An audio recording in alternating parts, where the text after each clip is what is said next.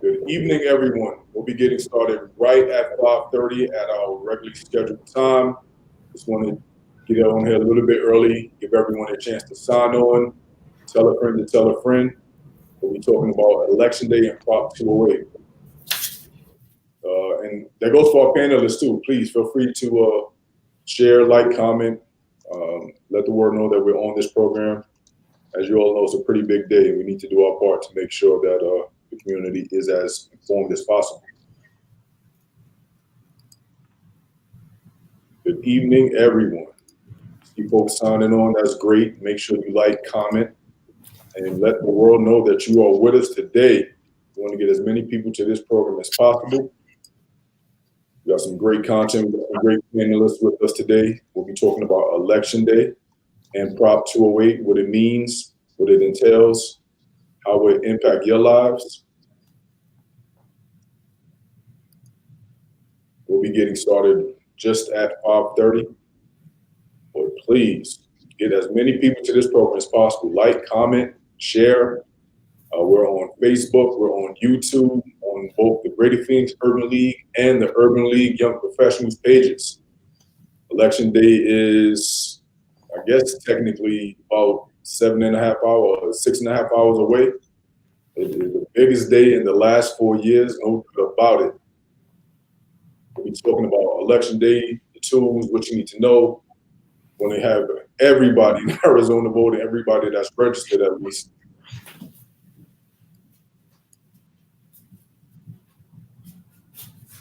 Yeah, please like, comment, share, let the world know you're with us. We have an esteemed group of panelists with us. We have Thompson, Ylenia Aguilar, excuse me. I'm going to practice roll on R's. It's actually my native tongue, but I just never adapted to the rolling of R's. Devin Palacio, I'm going to pronounce that. Representative Reginald Bolding, the esteemed President and Dean of the Greater Phoenix Urban League. We'll get started. We'll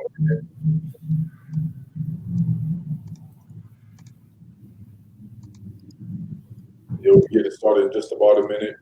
Please make sure there's no feedback coming from the mics. Again, like, comment, share. We'll be with us in a moment. I see we got more people watching than people have liked the program, so that doesn't balance. Make sure you like the event. It'll help the algorithm. We want to get everyone to this broadcast. And without any further ado, we are right on time, and everyone's time is as important as the next. We don't want to waste anyone's. So, good evening, everyone. My name is Jerry McPherson, Director of Economic Empowerment for the Greater Phoenix Urban League. Today, we have a very special program.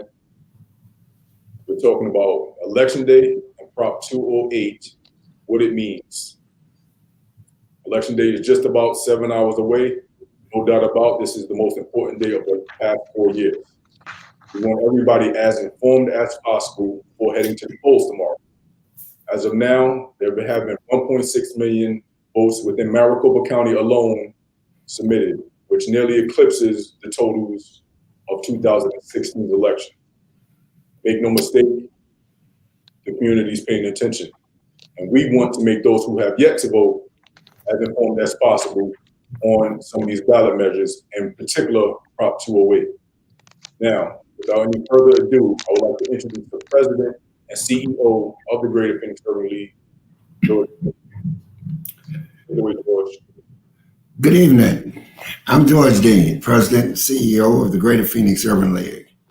And for 75 years, the Urban League has been providing human services to individuals and families in the Valley of the Sun. Services such as housing, employment assistance, early childhood development, health awareness. We are in extreme crisis, greater than at any time in the 21st century. Racial injustice, economic inequality, and the pandemic is just a part of the crisis. The coronavirus has unmasked many factors, many problems, many issues, many disparities that people have ignored, chose to ignore, or chose to be indifferent about. Black and brown Americans have suffered financial inequality for decades. And the pandemic is just a part of the crisis. Black lives matter, whether in an instant during confrontation with police, are not the only Black lives that are senselessly lost. We lose lives to mass incarceration, to inherent bias among medical providers, to a lack of health insurance, to underfunded and neglected public schools. This evening, Meet the Leaders Forum is going to focus on underfunded and neglected public schools in Arizona and how some Arizonans are trying to correct this inadequacy. We're pleased to have as our guest State Representative Reginald Bolding and also the ranking member of the Education Committee of the Arizona House of Representatives, Ylenia Aguilar, Vice President of Strategist 360's Culture, Devin Palacio, Vice President of Tolleson Union High School District Board, and Christine Thompson, the President and CEO of Expect More Arizona. Tomorrow is Election Day, and Prop 208 is on the ballot. I encourage all of you to listen closely and find out from these leaders about funding for education in Arizona. And if you haven't already voted, remember that tomorrow, November 3rd, is the day, and every vote matters, and your vote counts. Vote. Okay, Jerry, back to you. Thank you, President Dean, for your leadership and your guidance over to the Greater Phoenix Urban League and the Greater Phoenix community over the past 28 years. Now, I would like to bring on our first guest. You all know him very well. He's been a huge supporter of the Greater Phoenix Urban League and our activities over the years. Representative Reginald Bolding. Reginald Bolding graduated from the University of Cincinnati with a bachelor's in criminal justice and international security. After graduation, he became a special education teacher in South Phoenix. At just 28 years old, Bolding was elected to the Arizona House of Representatives, representing Arizona's 27th district, which is comprised of downtown Phoenix, South Phoenix, Levine, Tempe, and the Gila River Indian community. In addition, he serves as co-executive director of the Arizona Coalition for Change and Our Voice, Our Vote with his wife, Simone Bolding. Reginald, welcome to the program. Thanks for having me, Jerry. Thank you to the Greater Phoenix Urban League. I'm really excited to be here. As was mentioned, this is an opportunity for us really to share our voice with regards to the most important election of our lifetime, certainly of my lifetime. I am extremely just excited about the prospects and opportunities of what this year means, because what we know is that there are so many important issues that will be determined on the ballot, whether we're talking about education issues or issues ranging from healthcare to criminal justice. But one thing that's important for everyone watching to know is that elections in and of themselves, they don't create change. That's right. You heard me say it. Elections in and of themselves, they don't create change.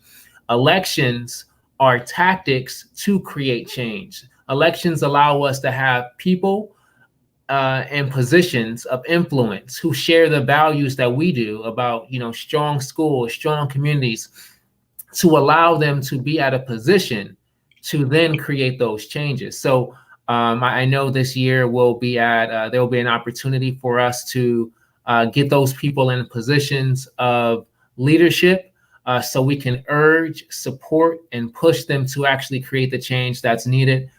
Because what we know is that while tomorrow is the most important election of our lifetime, we know the day after is the day that we now roll up our sleeves and we move away from election and we move to advocacy. And I truly believe that is how we're going to continue to see our community grow and changes. So I'm looking forward to this conversation, looking forward to talking more about Prop 208 and education in our community, and excited to be here with some other amazing panelists. I think everyone's in for a treat. Thank you, Representative Bolding. So we'll go ahead again. Thank you again for your time. As I mentioned as part of the introduction, you've all been a huge supporter of the Greater Phoenix Urban League, and currently in your gratitude, and look forward to working with you in the foreseeable future. We'll get started with the questions. Election day is tomorrow, and early voting in Maricopa County has already surpassed the numbers from 2016 at 1.6 million. That's correction for what I mentioned earlier. We actually surpassed 2016's responses. For those who haven't already voted, what message can you send to those to make sure that they exercise their rights? I would continue the response to my opening remarks is that this literally is an opportunity for us to make significant changes. For those of you who have not already voted, the question is not, if you should. The question is when. What is your plan? Do you plan on dropping off your early ballot at the poll in the morning, tomorrow morning? Do you plan on going during lunch? Do you plan on going after work? It's important that you create a plan right now. And that's why you may be receiving a lot of text messages and phone calls and people asking you, what are your plans to vote? It's important to think through that now, because what we know is we're all very busy people, and we're also in the middle of a global pandemic. Things happen, things come up. So it's important for those who still have your ballot and those who may not receive their ballots by mail to set a plan. And I would say that this election is not already decided. I do believe that this will be a close election. Each one of these elections that we have, whether it's the President of the United States, the U.S. Senate, the state legislature, or Proposition 208, all of these races will be close, and your vote can be the deciding vote. Yeah, and that's a great point. And, we've seen it in, I guess that would be the year 2000, close election, and how long it can drag out. And I think the American people deserve a resounding response. And, it's been a tumultuous few years on the political front. And I think the American people deserve a clear cut and resounding decision from, at the ballot box tomorrow. And I'm sure to put all of us at rest to, help shorten this turnaround cycle for the election. What's really important, really quick, Jerry, I'm glad that you mentioned that, is that, so my first year when I was elected to office in 2014, on election night, I was up by 243 votes. And if you take a step back, that's only about 4 or 5 votes per precinct. So when people say that every vote matters, I can tell you firsthand, I lived that. And it's important. These races will be decided by votes. Literally, there's 4 or 5 votes per precinct. In my race, when I initially ran, that decided whether or not I'd get an opportunity to stand up and fight for my kids at the state legislature. So this is important. This is important times. Yeah, and you actually brought up a great point. Obviously the presidential election is getting the most attention, but no one would expect the presidential election to come down to just a small amount of votes. But those local elections, absolutely. Like they're, to your point, 243 votes, did you say? Like that's, that is the difference that a single person could have made during the campaign trail trying to influence their circle. So absolutely. Every vote is going to count, whether it's the president, the House representative, state representative, city council, or even a proposition. Every vote is going to count. To the next question. You represent District 27 in the Arizona House of Representatives. As a former special education teacher and serving on the State House Education Committee, we know the subject is close to your heart. Can you tell us about the work you've been doing on the education front? Thank you. And education really brought me to the state capitol. As a special education teacher, I can tell you that every single day watching and listening and working with my students was inspiring. And that also inspired me to say that there has to be more that we can do outside of the four walls of the classroom to change a system that has historically disadvantaged those who are not only in special education, but also compounding by those who lived in a community that was predominantly Black and brown. And top of that, that happened to also be living in poverty. So there were multiple challenges on multiple different fronts that my students were facing. And it means that, you know, you have to have strong teachers in the classroom that have the support and resources that they need to really overcome some of those systemic obstacles. So for me, one of the things that I've tried to do is make sure that I can support initiatives that are going to put resources back into the classroom, because what we know is that underfunded schools means that you have students who aren't getting the resources that they need, the enrichment activities that they need, the curriculum that they need in order to give them a fair shot. And we're seeing that right now, especially when we look with regards to technology. Some individuals may not have the actual hardware in order to pursue an education, and we know others may not have, you know, internet access, which is making it even equally challenging. So making sure that we have the resources that they need has been something extremely important. Finding funding measures is important. But also one thing that I think is extremely important is that in education, we have to set a path on where we want to go. Because if we are walking down a path and we don't know where the end is, we will continue to walk and not even know how to assess whether or not we're making progress. So really working with stakeholders, like you'll hear from some great stakeholders like Expect More Arizona, and really to think about what is the path that we need to take and what are the benchmarks that we need to set in order for us to know that we're making progress. So really trying to be a champion for a lot of these education stakeholders, our teachers, and then also our students in the classroom. Representative Bolding, you have been a leader on this front and have every confidence that you will continue to do so. I know that one of the items that, you know, obviously what brought us here today, or maybe not as obvious, but one of the reasons that brought us here today is Prop 208. Now, I know there's been some wrangling to keep the initiative of Prop 208 off of the ballot. Can you take us through the process of getting an initiative like this onto the ballot? Yeah, here in Arizona, we're a very unique state, and I think it's one in which I enjoy the prospect of how Arizonans could actually influence not only our Constitution, but our state statutes. So here in Arizona, there are really two different ways that you can influence the laws. You can either go through the state legislature, or what people will say is normal course of business for those who understand the process of the state legislature. And once you get a bill, you know, passed, and in this case, it would be a referendum, a legislative referral, and legislators, they can refer initiatives on the ballot, and we could vote on those as citizens. Typically, if we wanted to change something in the Constitution, that's typically the route that legislators go through, is a legislative referral, or citizens can actually go through this process. If there are pieces of policy that the legislature has refused to put forth, the citizens, they can say, you know what, I don't believe lawmakers are representing my values or representing the policies that I believe the state of Arizona needs. So we're going to actually take matters into our own hands. So what you would do is you file your initiative, and you have to get signatures, typically hundreds of thousands of signatures, in order to get a ballot initiative on the ballot for individuals to vote on.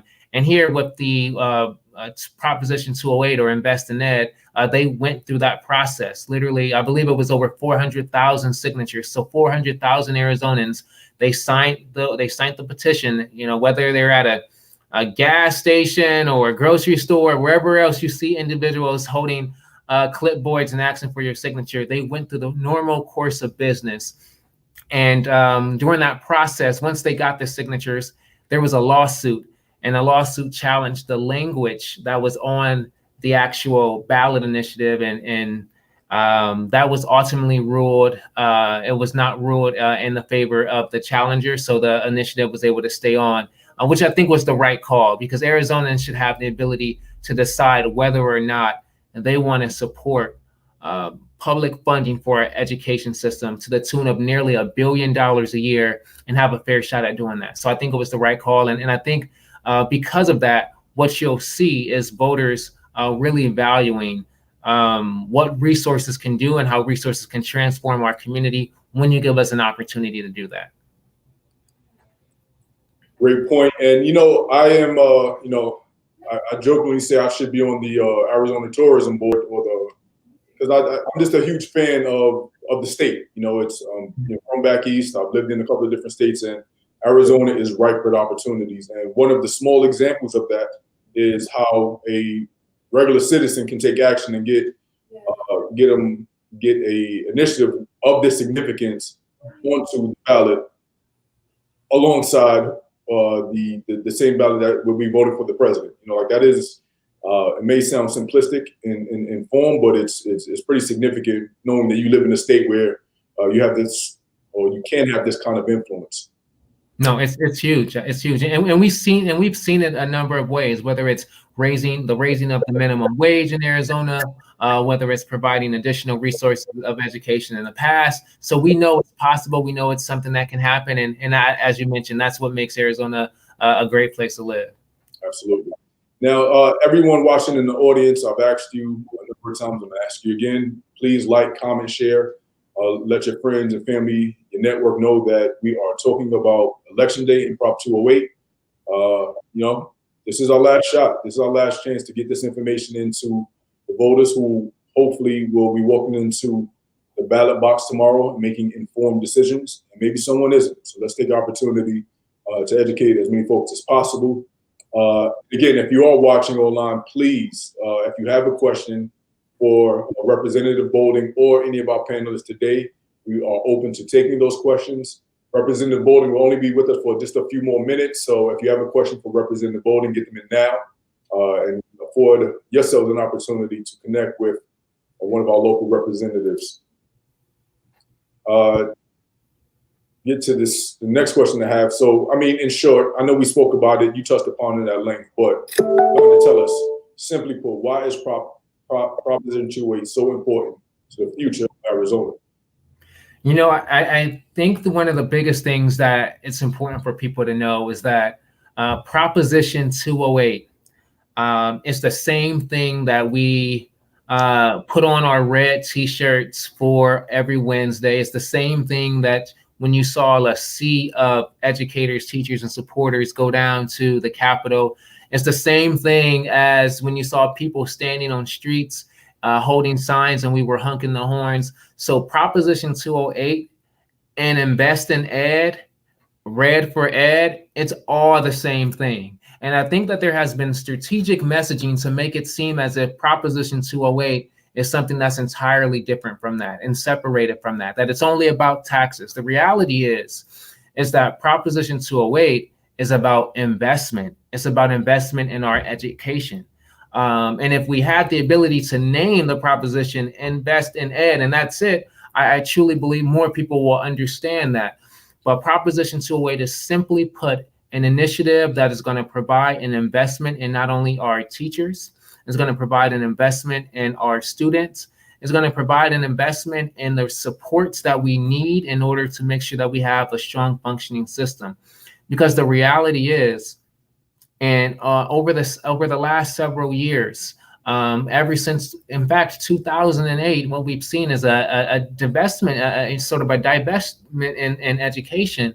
And we're just now starting to see some increases, but we have to be more aggressive, because when you look at some of the per pupil funding and you align that to what we were spending back in 2008 pre-recession, we are still fighting to get there. So this is important. We can't let another class, another cohort of students graduate, another cohort of students enter our schools without the resources that they need. I have a 4-year-old daughter, and she'll be entering into our public education system very soon. So I have an invested interest in our public education system. But even more than that, as a teacher that was on the front lines, I can tell you that making sure that I don't have to Xerox copy textbooks because we don't have enough, is an issue, and the problem that we don't have our schools have so many vacant classrooms because we don't have enough certified teachers is an issue. And if we can pay our teachers a little bit more, if we can invest in our schools a little bit more, that can get us hopefully the outcomes that we need for our students to be successful, because we know that's what it's going to take to continue to allow Arizona to thrive to epic proportions. And, you know, as much as I champion living in Arizona, Phoenix, greater Phoenix area specifically, it is disappointing that education seems to be one of the areas that does not get the same level of attention needed, particularly, you know, for our students who are, you know, the future of leadership, not only in the country, but in Arizona. Yeah, no, I mean, it's, you know, and it's not, and I want to say one thing that's extremely important is we know that our teachers are working extremely hard. We know that our administrators are working extremely hard.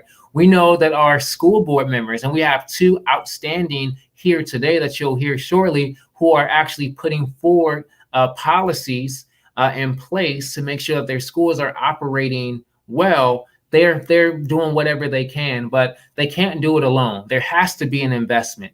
The reality is that we can't be fourth in the state in terms of incarceration. But when you look at our per pupil funding, you know, we're fighting toward the back of the pack. That's a problem.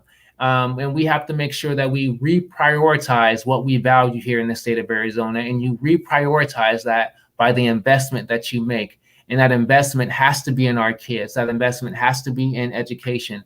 And if we're able to do that, we'll see the return 2- and 3-fold. So for those individuals who may pay a little bit more, I would say that you'll get those returns back 3-fold, because you'll have an education system that is producing outstanding students, that's improving the economy, and that's making Arizona a place for everybody to live. Great point. And, you know, it should be like plain as day to recognize the balance between the incarceration rate versus the amount of money that we're investing in education. We have one question, and I know, you know, election day is tomorrow. I know you're pressed for time, so we're going to try to take 1 or 2 questions from the audience, if you don't mind. And this question is coming from Lonnie Jones from the Women's Health Coalition of Arizona, one of our own here at the Greater Phoenix Urban League. She wants to know, what is your position on equal funding versus tax-based funding? You know, so I truly believe that we have to get to a place in which we are creating equitable funding. So with regards to equitable, I believe that we have to be at a place where we are looking at students in different situations and who are in different communities, and we're giving them the resources that they need to achieve. And those resources may not be the exact same dollar amount that we need to put in other communities. For instance, if we have a school district like one in which I represent, Roosevelt School District, if the money that we're giving in Roosevelt, that may not be the same dollar amount that we need to give other school districts that, you know, that don't face the same historical challenges, poverty-stricken challenges. So we have to create, in my opinion, an equal funding system that's based on equity. And I believe if we can do that, that's extremely important. I don't believe that we need to continue to make it so that our communities who are in the most poverty-stricken districts pay the bulk of these of the education, which currently we see right now through bonds and overrides. While the state has the ability to divest, we see our communities standing up, our communities taxing themselves through bonds and overrides to actually fill the gaps that our state has left. And I don't believe it should be that way. Our state should make sure that we are providing an equitable system for our kids and for our communities, so every student has a shot to at least be on the same playing field. Great points, Representative Bolding. I know the conversation of equity versus equality has, you know, it's still a relatively new concept, but the point being, every location doesn't need the same help, you know, and it's important that we do look at this from an equitable standpoint and getting these resources to our community so that we all have a fair chance at success. Again, I know we're coming close on time. I know you have a lot busy day ahead of you, or busy evening and day ahead of you. Any final thoughts you would like to leave the audience with?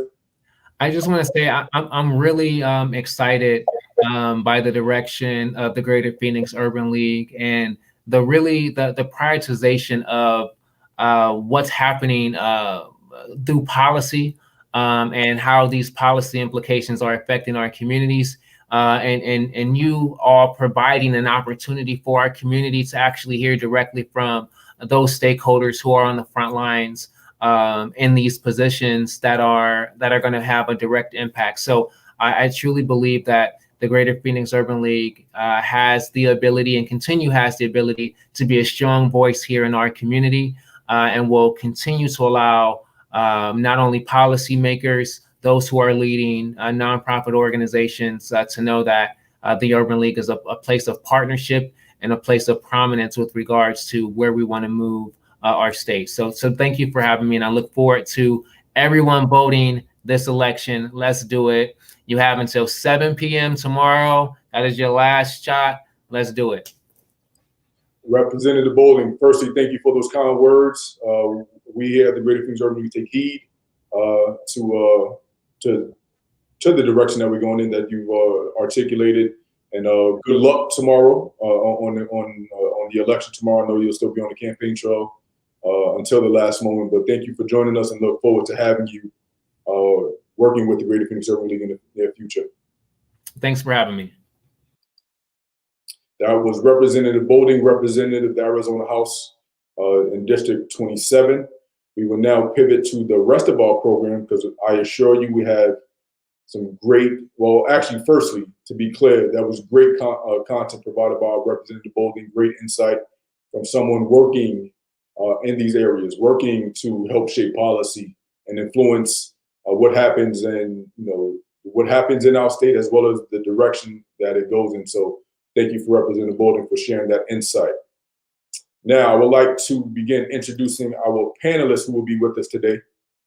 First of which will be Christine Thompson. Christine Thompson is president and CEO of Expect More Arizona, a statewide nonprofit bringing communities together to positively impact education. Ms. Thompson has been involved in public policy for over 2 decades. Prior to joining Expect More Arizona, she served as an executive consultant to Achieve 60 AZ as the executive director of the Arizona State Board of Education and as an associate vice president for the government affairs for the Arizona Board of Regents. A proud product of the Arizona public education system, she attended K-12 in Arizona public schools and received her BA and JD from the University of Arizona. Christine, welcome to the program. Thank you so much, Jerry. Just thrilled to be here today, and just want to say how great it was to hear from Reg, to have someone who's an educator and really, his heart is in the community and his heart is there for students to be representing us is just fantastic. Our next guest will be Ylenia Aguilar. Ylenia serves as Vice President of Strategies 360 Cultura. Strategies 360 is a political consulting firm with offices in 10 Western states and Washington, D.C. They offer services in public policy, marketing, communications, research, and polling, federal and state lobbying. She's a registered lobbyist in Arizona and is involved with the Save Our Schools campaign. Ylenia serves as governing board member of the Osborne School District, number 8, and is an alum of Valley Leadership. She has directed and managed state campaigns and successfully managed extensive development projects. Ylenia attended the University of Arizona. Welcome, Ylenia. Thank you very much, and thank you to the Greater Phoenix Urban League. I wanted to say, it was incredible hearing Representative Bolding. He has so much insight. But I also wanted to thank Christine. I feel like community does so much for all of us, and I am here because of so many different things, experiences, but one of them is because of the incredible, amazing community that I come from. When I first moved here in 2014 from Tucson, I was still at the time, I had already gained my path to non-immigrant status, but formerly I was undocumented. And one of the first people that I met, a lot of amazing individuals, but I actually was empowered by someone who worked at, well, a couple of women who worked at Expect More, who not only encouraged me to run for office, but also taught me how to register for the request to speak. So I have to say that the beginning of my political career happened through Expect More. So I'm really grateful that Christine is here, because I wouldn't be here without all of the amazing people in my life, and that is my community. And I'm grateful not only to be, working for this amazing company and the president of my children's school district, but also like the parent of my kids who inspire me to do better and to do more for education every day. And also as someone who benefited from public education and who was undocumented, who went to more than 15 different schools, I'm grateful to all the teachers who taught me how to believe in myself and to continue, whether the road was going to be difficult or not. They told me that I was worthy and that I should continue on my journey. And this is why I advocate for teachers, because they do perform miracles. And I do believe that public education is the foundation of our democracy. And for people like me who come from other countries where, we don't have access to quality education unless we go to private schools, it is such an amazing privilege to have quality public schools. And I'm so grateful for that. So thank you very much. That is, thank you, Ylenia, for joining us today. But I have to be honest with the audience. I had no idea that there was this tie-in between Ylenia and Expect More Arizona. And I think that might just be a testament of good folks doing good work in the community. So that is, I'm privileged to be able to make this connection or reconnect each of you. So that's a good tidbit of information to know. I'm sorry, go ahead. I said we're all connected. Right. Yep. Our next guest is Devin del Palacio, Tolleson Union High School District's first African-American board member. Del Palacio has dedicated his board tenure to advancing equity. Del Palacio helped draft and pass a non-discrimination policy that includes protection for gender identity and gender expression, assisted the district in passing the Indigenous Peoples Day resolution, and collaborated with board members to produce an anti-hate speech resolution, among other important board actions. Devin, welcome to the broadcast. Hey, Devin, are you with us?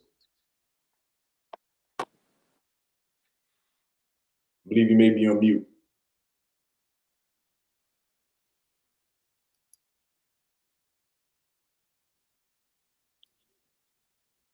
All right, we are trying to get Devin sound together. Looks like it says your microphone is not connected. If you don't mind, here we go. How about now? Okay, can you hear me? Yes, we can. Whoa, dodged the bullet there. Go ahead, Devin. All right, fantastic. Cool. And I'm sorry about the sound issues here, but it's an honor to be here tonight. And to your point, we're all connected. Ylenia and I, not only are we school board colleagues, we also went through Valley Leadership together. And of course, Expect More. We have a wonderful partnership with them, the Thompson High School District. So you're right. Folks that are doing good work are all connected.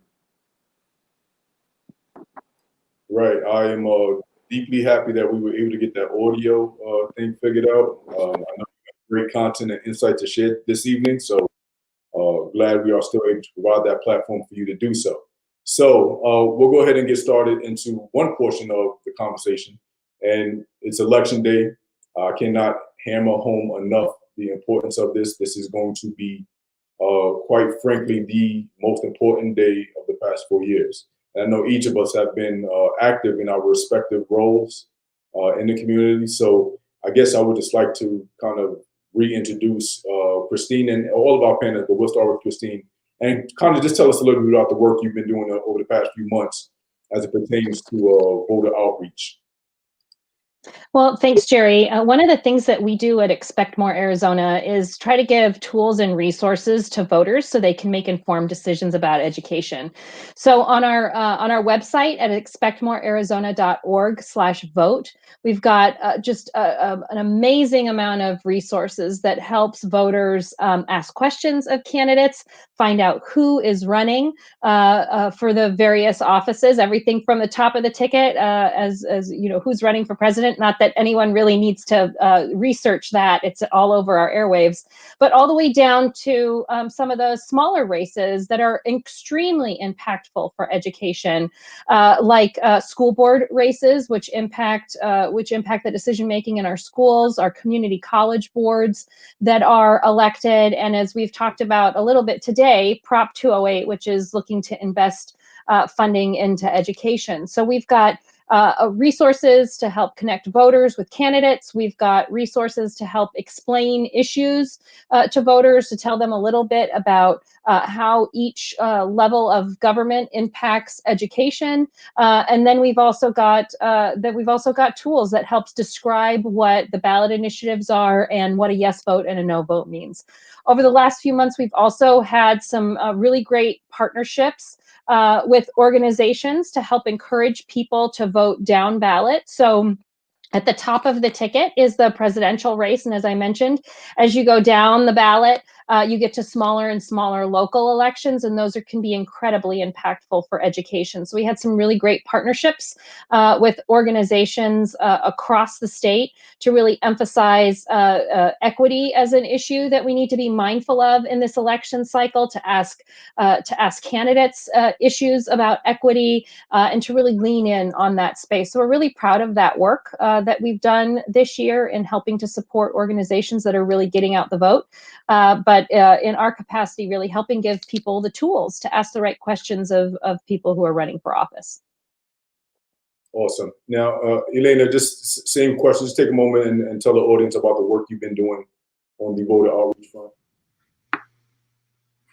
Well, in the beginning of the year, I was working with the When We All Vote, which was the Michelle Obama initiative, working with high school students, trying to get them, not only the seniors and the juniors who were close to turning 18, but also the goal of the campaign was to get their families, because we know that in Latino families, the information sometimes comes from the students.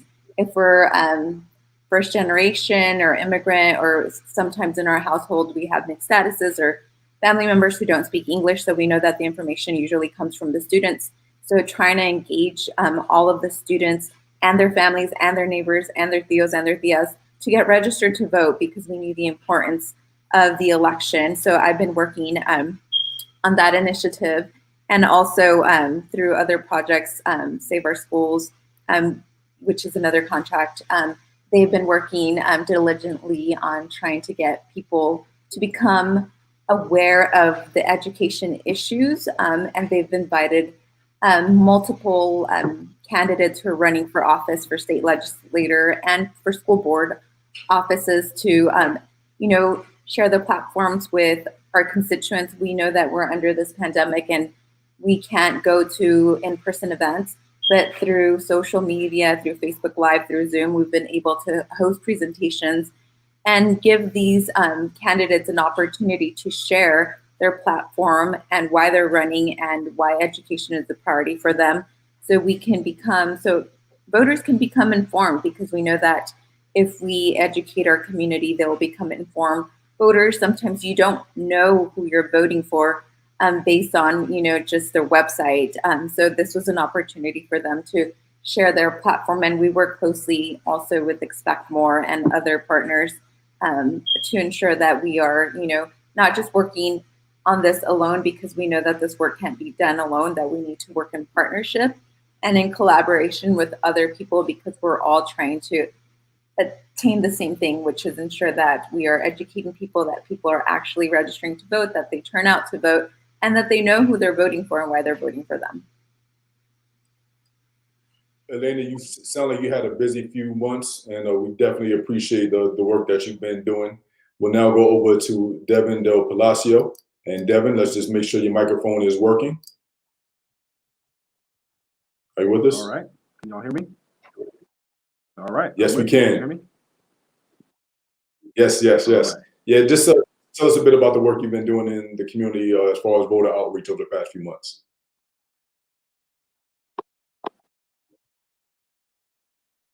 Well, first I'll say this. From a school board perspective, we were one. Devin, I believe we lost your audio once more. Devin, I believe we lost your audio once more. We cannot hear you. But let's not fret. We'll kind of drop you from the broadcast for the moment. If you can, we'll be happy if you can switch to a cell phone or iPhone. How about now? Okay. Can y'all hear me? Yeah. Hey, Okay. let's give you Well, one more shot. before I cut out that our. Yeah, I was going to say, let's give you one more shot at this if we have any other I audio mentioned briefly that.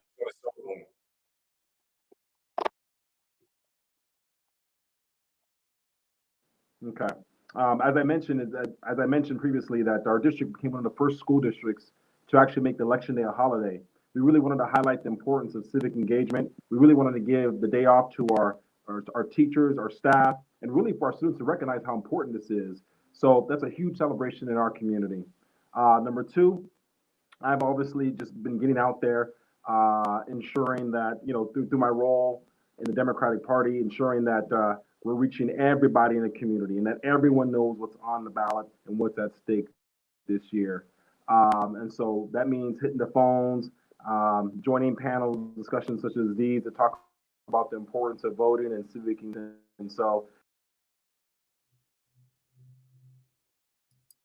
Great. Yeah, I just wanted to say that if we lose your audio once more, just feel free to pick up an iPhone. Your audio and your picture will come through great.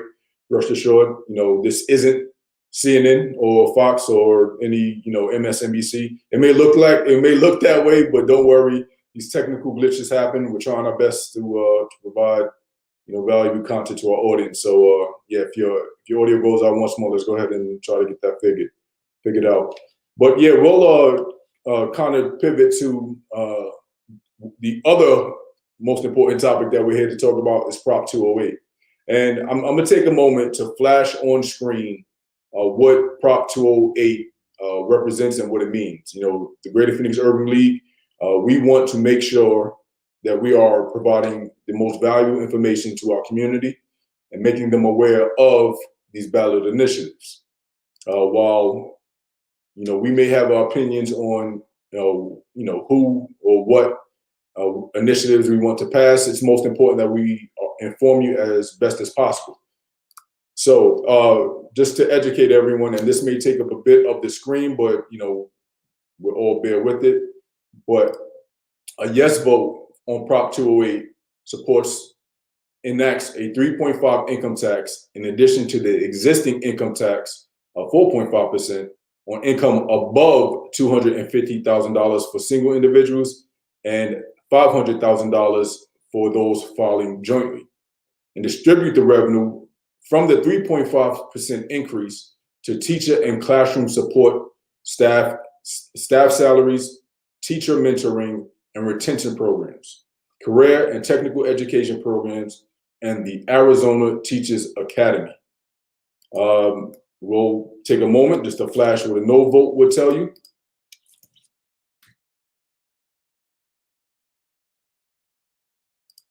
And a no vote opposes this ballot initiative, thus keeping the highest income tax rate at 4.5% on income above $159,000 for those filing single, and $318 for those filing jointly.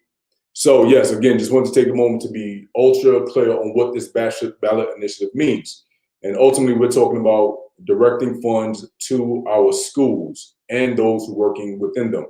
So we'll start with Christine and just talk a bit about the work that your organizations have been doing specific to Proposition 208. I believe you may be on mute, Christine.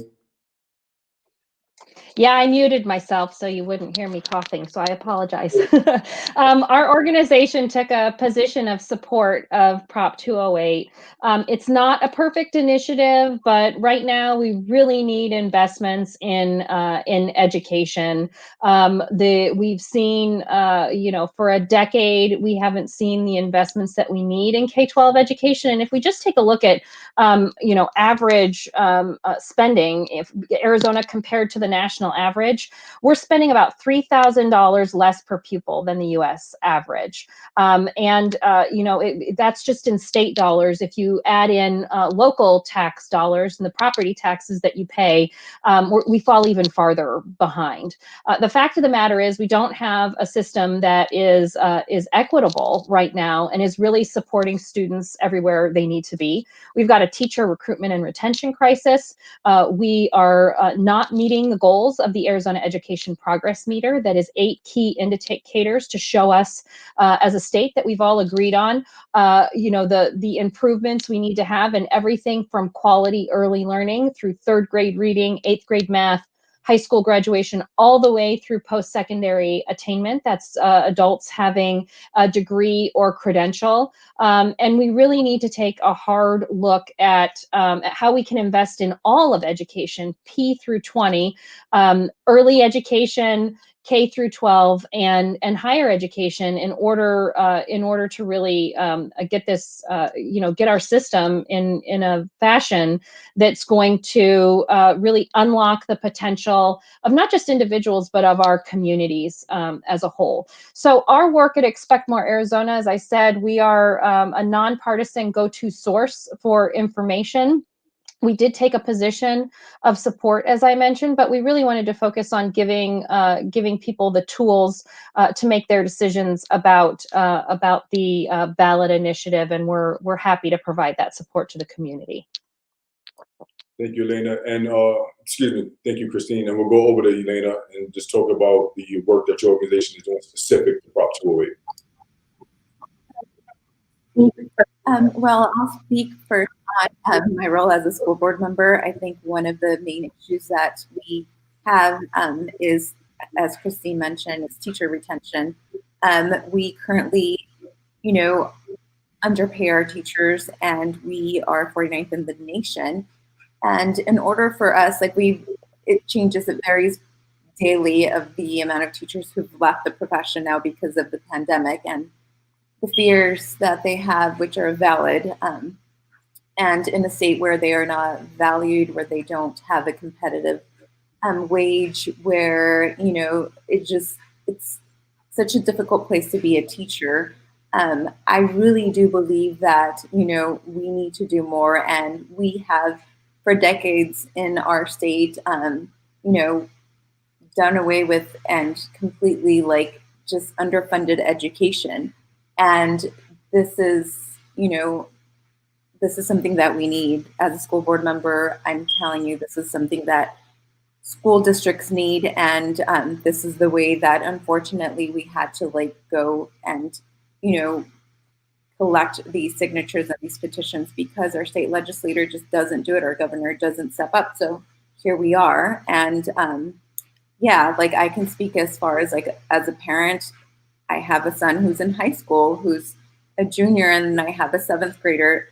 And when I compare their education and the resources that they receive compared to their friends who play, soccer and attend other schools,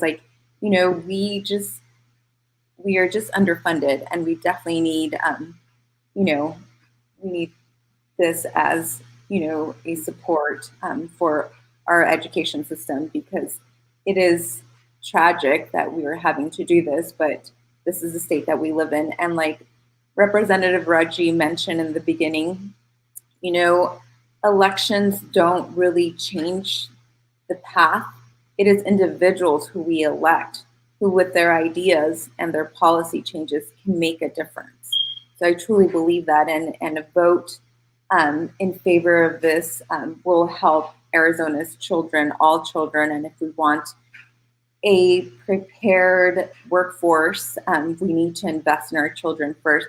And regardless of the economic sustainability or impacts, like we need to invest in them. They are our future. They are our children. They deserve a quality life. They deserve a quality education. And you know, that is like one of you mentioned what you just mentioned previously, one of the more challenging issues I would say that I've experienced myself, as far as with voter outreach, is this idea that yes, we elected someone, but I didn't get what I want, and the reality is just one step to the ultimate goal, and you know, kind of putting so much stock or trust or faith in a single individual, as if you know, I voted and my work here is done. Your work here is not done. You know, if you vote tomorrow, November 4th, you need to be as active in your community. You need to be as active, calling your representatives, sending emails, being aware about what initiatives they're working on. Overall, the point is your work is never done. And if you think you're going to vote and then walk away from the issue, whatever traction you think you gain, you will quickly lose it, because there's someone on the other side of that issue working around the clock to get their initiative, get their perspective, get their wants and desires enacted. So thank you for that. We'll go back to Devin, and Devin, we'll try to get you into this one more time. All right, thank you. Well, listen, I'm encouraging everyone to vote yes. Devin, your phone, your audio, your mic does not want you to be great with us today. It is, yeah, I wish I had a solution to help fix it, but maybe it's those opposing your position that don't want you to get heard, right? But yeah, not sure how to fix this, but yeah, we'll just go ahead and continue on with the program. But so I guess we'll kind of talk about some stats. And Arizona invests in less education than we did prior to the Great Recession. As a result, we have an entire generation who have had less funding than the generation prior to them. What do you expect to be the long-term implication of this? Let's start with Christine. Yeah, I think that we're seeing the outcomes of this. Now, if we take a look at for example, third grade reading in Arizona, we've got multiple years worth of data. We know as a state, we've gone from in 2015 having 40% of Arizona third graders reading at grade level at the end of third grade to 46%. And that's improving, but we're going to fall short of our statewide goal significantly. And then if you look more critically, if you disaggregate the data and you look at how low-income students and Black students in particularly are doing, Black students, third graders, are, in 2015, we're performing 27% of Black students at the end of third grade were reading at grade level. And in the last data that we have, the spring of 2019 data, only 35% of Black and African American third graders were reading at grade level. We've got so much work to do to make sure that we are enveloping our students at every level to provide them with the supports that they need to realize their full potential. This is a challenge that we've had as a state for over a decade now. As much as the governor has invested, and the Republicans have invested in education over the years, and credit where credit is due, they have invested. But we still have $1 billion that they haven't paid back from a loan K-12 gave them a decade ago. We're about $4.5 billion short of the investment that we need. That's like doubling the state's investment in K-12 and in using state and local dollars to get to the national average. We are orders of magnitude behind the rest of the country, and we need to think about what that says, not only for investing in our people, but investing in the future of the state of Arizona. So we need people from both sides of the aisle to really lean in on these issues, invest in early education, K-12 education, and higher education, because because we've seen what the status quo has done to Arizona over the last decade, and it's not acceptable to continue doing that. We need big change, and to do that, we're going to need some large investments like Prop 208 to help catapult us to really ensure we've got excellent teachers in the classroom, we've got support systems in the classroom, and really to attract and retain the talent that we need in Arizona's classroom. And it's quite astonishing when you think about it that, for a whole generation, that, from K through 12, someone, back in, born in 2008, 2009, coming into kindergarten had, a certain amount of funding, and, that next year just fell off the cliff and never recovered. That's from K all the way through 12 to where we are in 2020, that they've actually had less funding than the generation prior to them, which even keeping funding at the same level would not suggest that it's been enough, but it's actually went down. And of course, we know just costs in general just go up over time, inflation. And it's unfortunate to think that there's generations of children who've gone through this. That it may be too late. Well, I don't want to be too pessimistic, but that child cannot recover the past 10 years of early education that are maybe most influential in guiding their their future. Jerry, to that point, you're exactly right. The investments that we make early on pay off multifold. There is a 7-to-1 return on the investment when you invest in early childhood education. That's before kindergarten, so kids are ready. As somebody mentioned, I can't remember if it was President Dean or if it was Representative Bolding, but if you don't invest in education, you're going to spend a lot more in health-related outcomes, in incarceration, and other issues. Setting aside the issues of racial injustice, which need to be addressed, we all need to invest in education as really a mechanism for our students to realize their full potential, in addition to addressing the issues of systemic racism and the equity issues that we have in all these systems. Certainly. And Ylenia, we'll go to you now and talk about, again, for the past 12 years, a whole generation of schooling, young children, I can't even call them young adults, children have been underfunded in the schools. What do you believe are the long-term impacts of this underfunding? Well, as Christine just mentioned, if we don't invest in, early childhood education, we all know that for children who are living disadvantaged communities, children living in poverty, if preschool early childhood education is the equalizer, especially for children like English learners like myself, there is we're a gap difference, and between children who grow up in affluent families versus children who grow up in poverty, and that gap just widens if you add the fact that they're English learners living in poverty.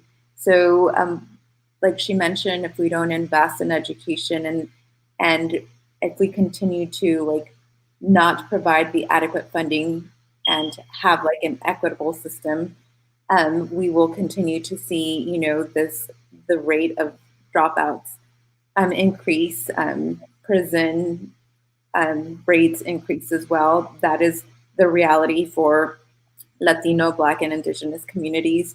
So they, especially, when education fails them, we see that they fall through the cracks, and, they're just disinvested in their community. So we won't have a workforce if we don't invest in education. One of the reasons that many companies and corporations don't come to Arizona is because of our education systems. Nobody wants to move their employees into a state where you have to drive across, town to go to a great school. We need to invest in our schools now and build stronger schools, because every child, regardless of their socioeconomic status, deserves a quality education, and we need to strengthen them, and we need to continue investing. And for those who serve more underserved children, they need more support systems.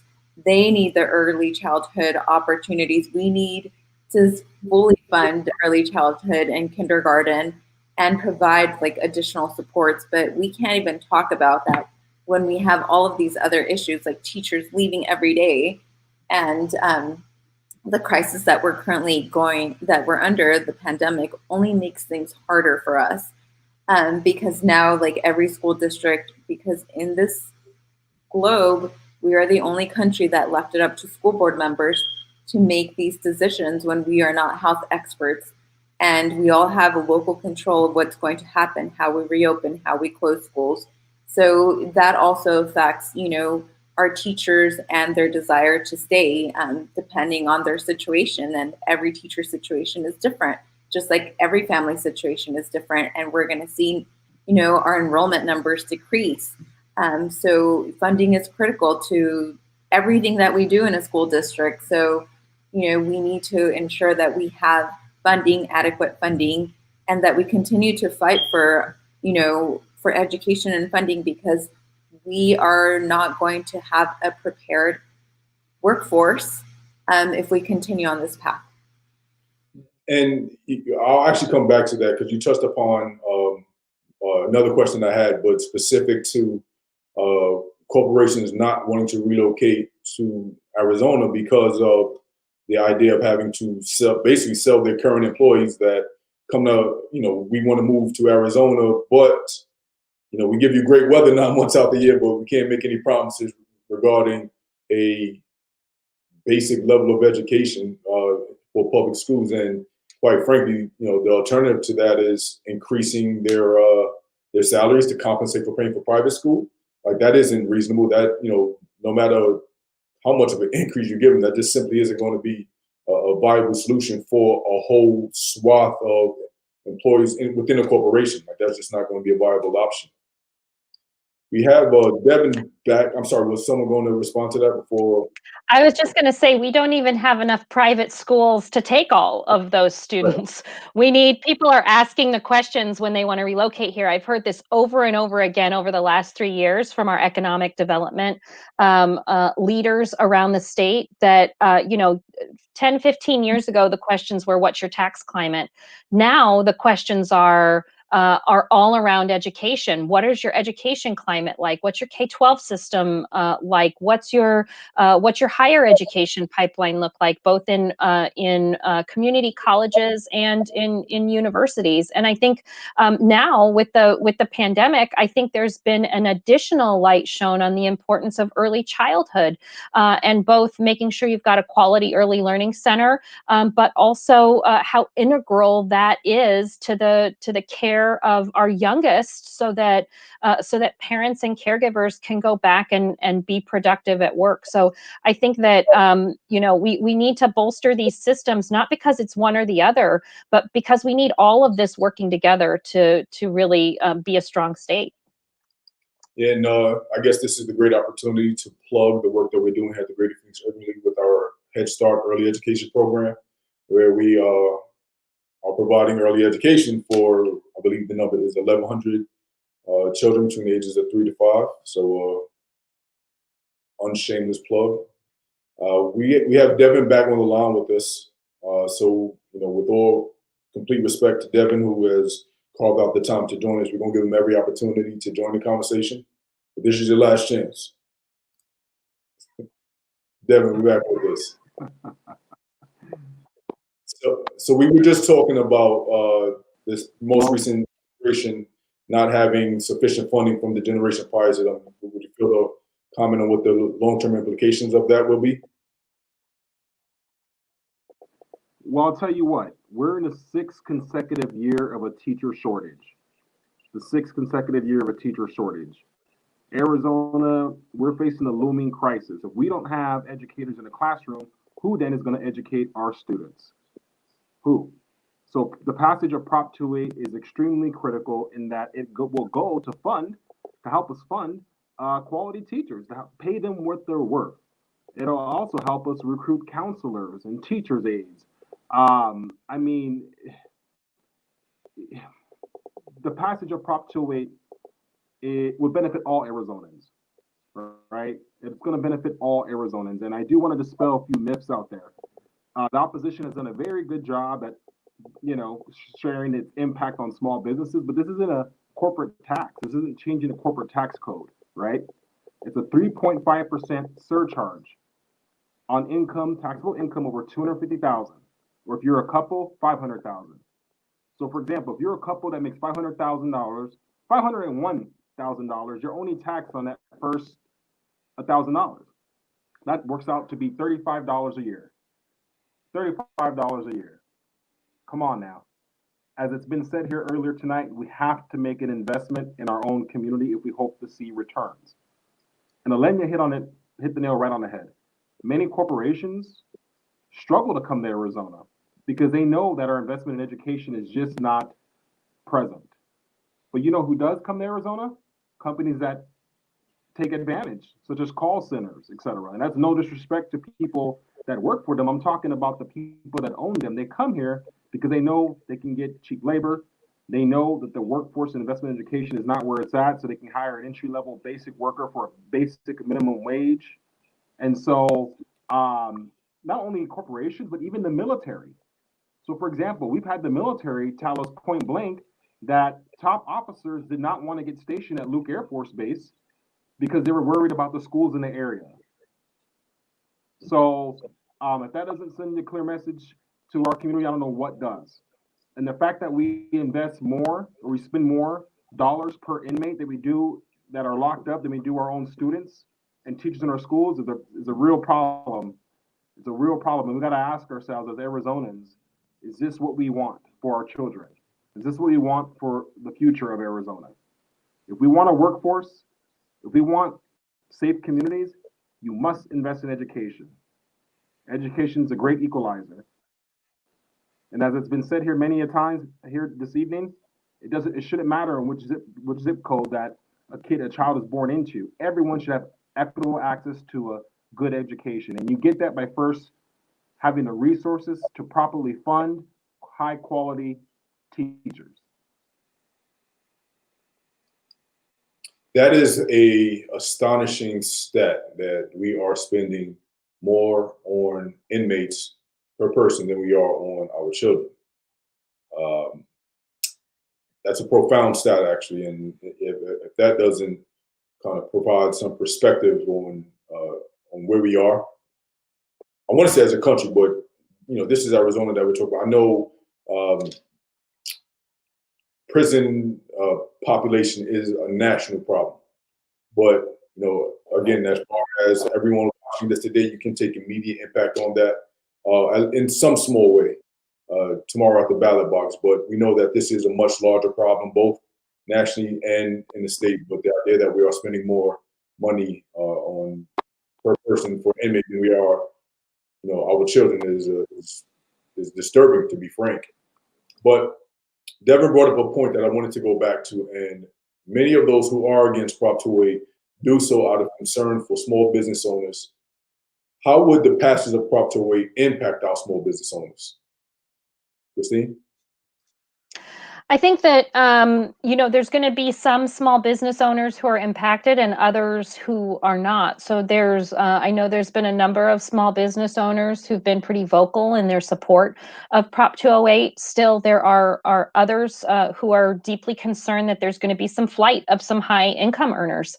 And I don't think, either of them are wrong. I think there are going to be people who are impacted.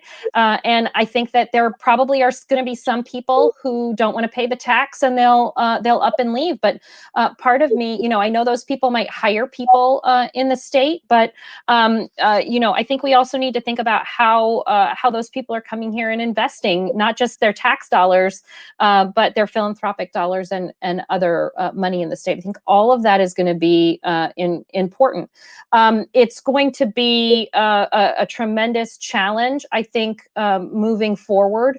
This is if part of this is on the business community, frankly.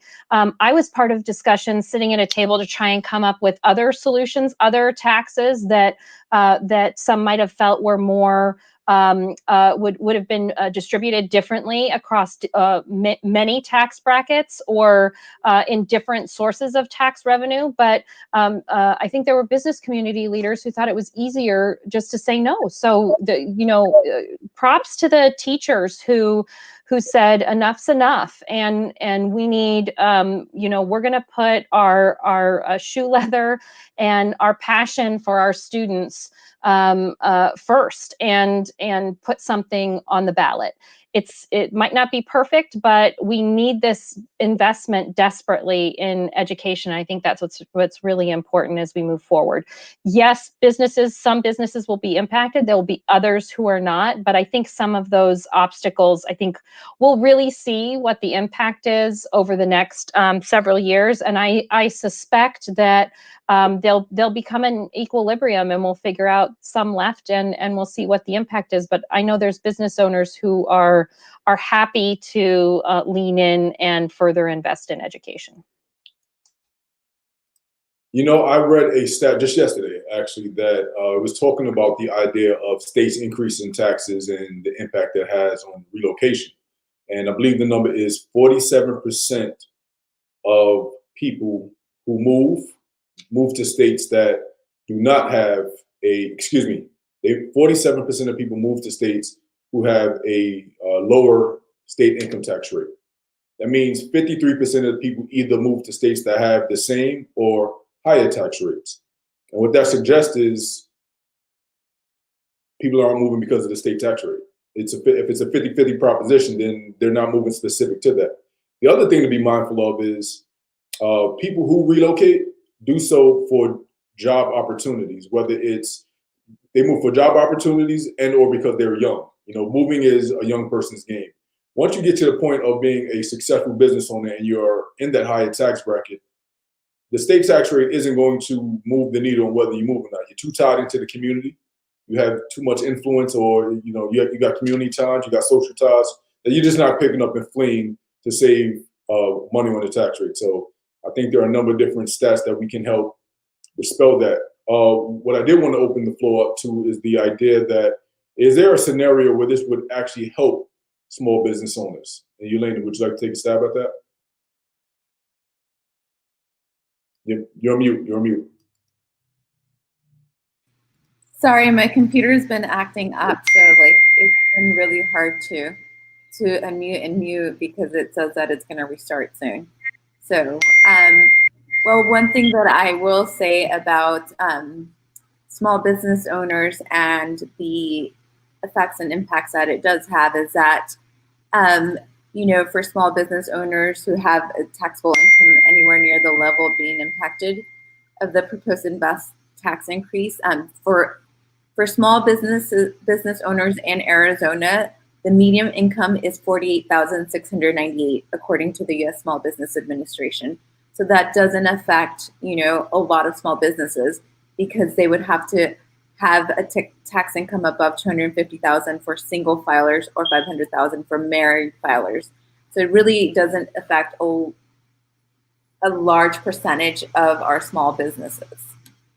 Right, and again, that was a great stat at that salary. Is when we think of small businesses, we think of the mom and pop. We think of your local grocery store, your local restaurant, and such. That again, this is a matter of taxable income. So if we're talking about small business that is owned by the individual, the threshold is a lot higher than than what we think about when we think about small business owners. So. Again, and I was talking to Christine a bit earlier. It was President Crow of Arizona State University. He was on a program with the Phoenix Business Journal. He mentioned the impact that not investing in not early education, but K through 12 will have on the workforce. Because simply put, we got kids, residents of Arizona, going through our public school system, getting to 12th grade, and not being competitive and getting accepted to some of the better colleges, which in turn means it's going to be a less educated, less qualified student coming out of college who is competing for these jobs with people in other states. Christine, would you like to touch upon that? Yeah, I think it's it's really important to think about how those investments. We need investments in K-12 to make sure that we've got top talent teaching our top talent in the state. That's going to be incredibly important. And I think one of the things that that the university presidents brought up as well is that if Prop 208 passes after tomorrow, that there's still going to be a need for a tremendous investment in both early education to help get kids ready for kindergarten and first grade, but also investments in higher education. I think Dr. Chang from NAU mentioned she's been a university president now for, I think, 6 years, and she has seen no investments in NAU from the state, no long-term investments. There were one-time dollars, but the universities haven't gotten ongoing funding from the state. Community colleges, Maricopa Community College has had no funding from the state since the Great Recession. It's not just K-12 that's feeling this. Obviously, K-12 is deeply feeling this, but it's really all of education in a way that we have to make sure we're not pitting pieces of education against each other. I think, as Ylenia brought up at the beginning, we are all interconnected. It is a web.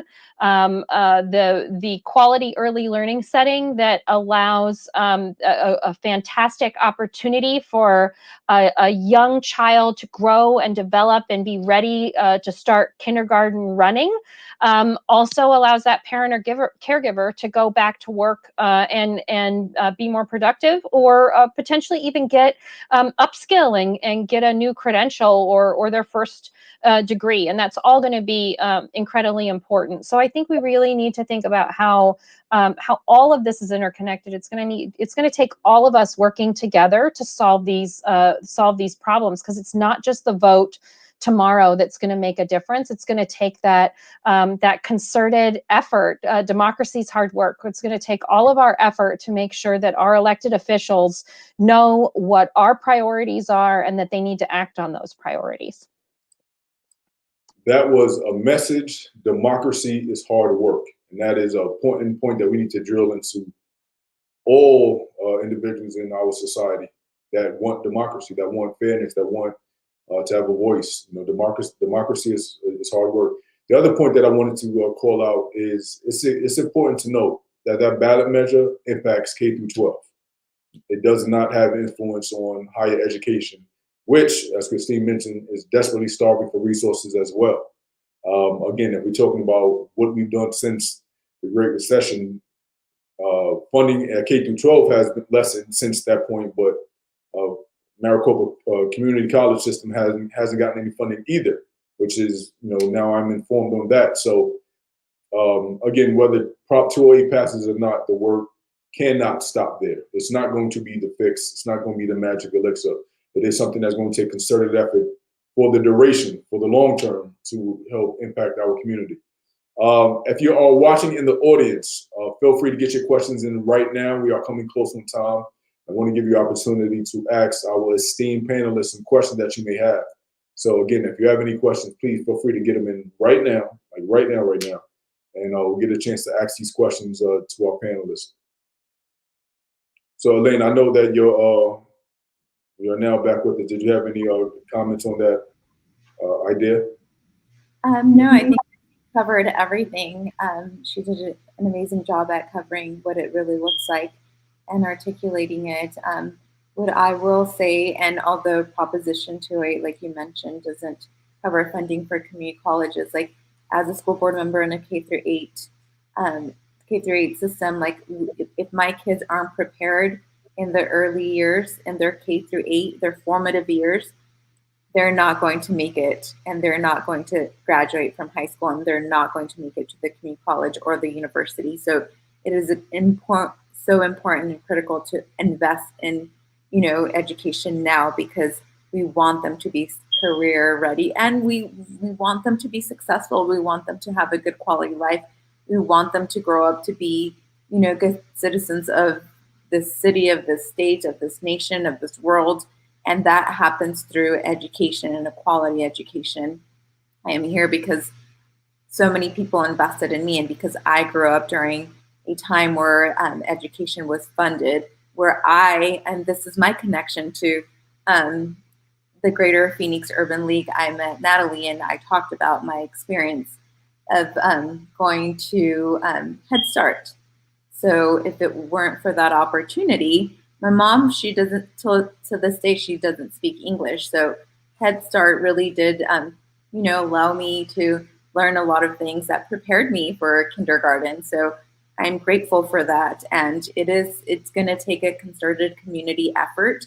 Whether the outcome is what we want it to be tomorrow, we still have to fight every single day for our children, for education, for our community. And that doesn't stop with tomorrow.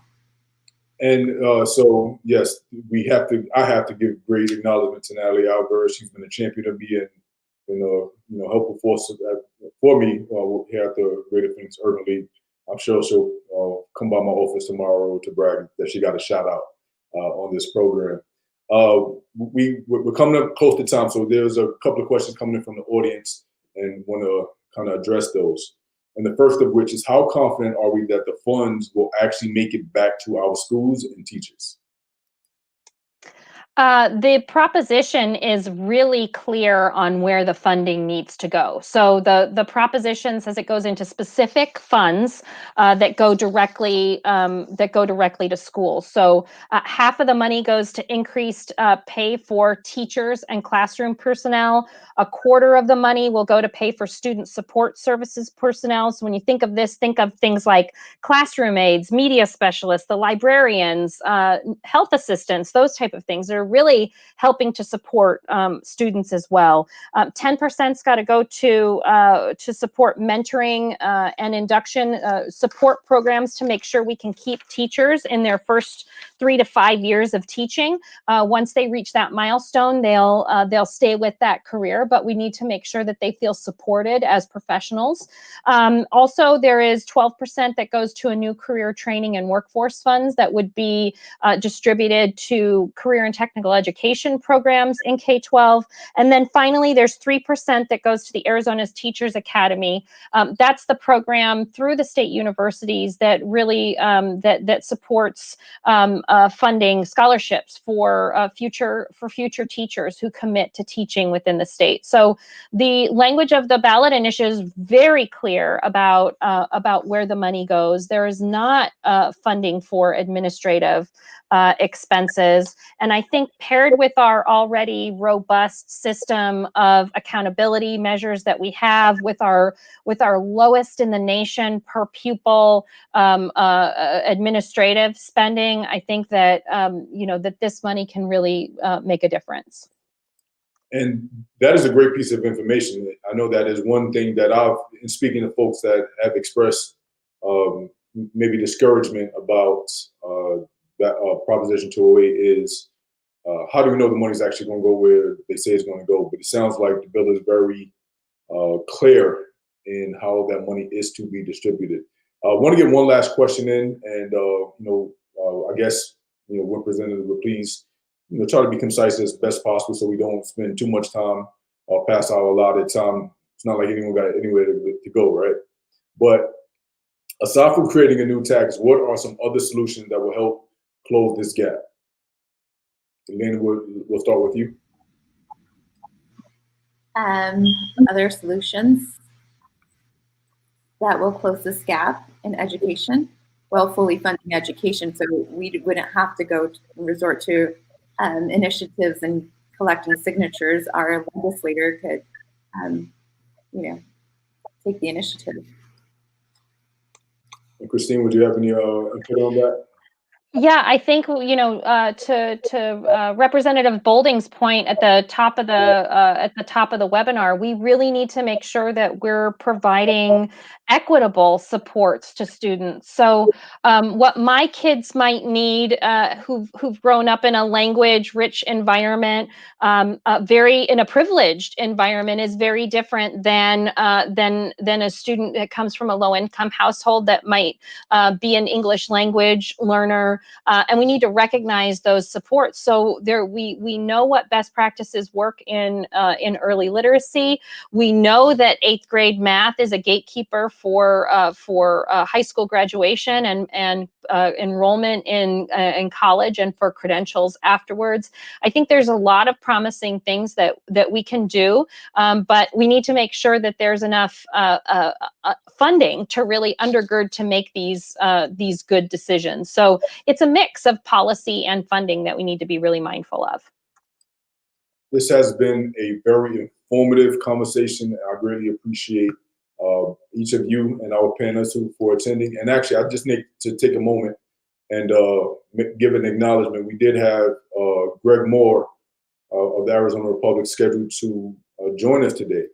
However, out of an abundance of caution, he chose not to participate. He did with journalistic ethics. He was unable to participate in a discussion that may have appeared to be partisan. I just want to take a moment to read a statement that he sent to us. And it's my sincere apology that I'm not able to participate. I'm operating out of an abundance of caution that I don't blur the line between advocacy and opinion journalism ahead of such a critical election. So on behalf of the Greater Phoenix Urban League, we want to thank Greg Moore for offering his time with us, but we understand the need to protect your journalistic ethics. So we greatly appreciate you, and we look forward to connecting with you at a later date on a topic that may not be as partisan. But Christine and Ylenia and Devin, I want to thank you once again for participating with us tonight. You did it at the same time. Did they teach that at Expect More Arizona? Is that where we learned it from? No, but no. Thank you both. It was great having you. Great insight. I look forward to connecting with each of you in the near future. And please keep up the great work that each of you are doing. Thank you. Thank you all, for everyone who tuned in. We'll now send it over to President George Dean to close us out. Take it away, George.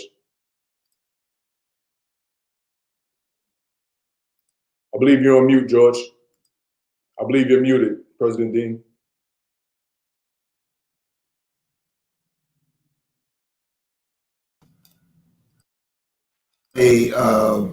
To echo your remarks, thanks to Christine and Yolanda and Devin, although he didn't come in as much as he would like to have, I'm sure, but for bringing us that information that they did concerning Prop 208 and overall education funding in Arizona. We know that we have a lot of work that has to be done in terms of our education and the future of our children and so forth.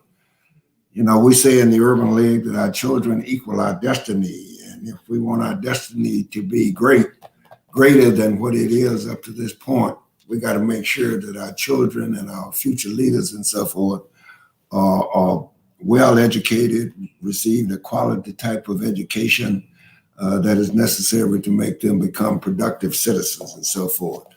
So with that, I would just say good night, and tomorrow, a few hours from now, election will be here. It's already here, as a matter of fact. And if you haven't voted, please do. Vote, vote, vote. Every vote matters. Every vote counts. Good night, and thank you for watching.